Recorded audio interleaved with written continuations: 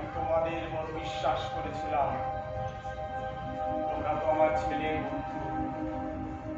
সেই বিশ্বাসে এই মর্যাদা দিলে তোমরা। আমি যাই।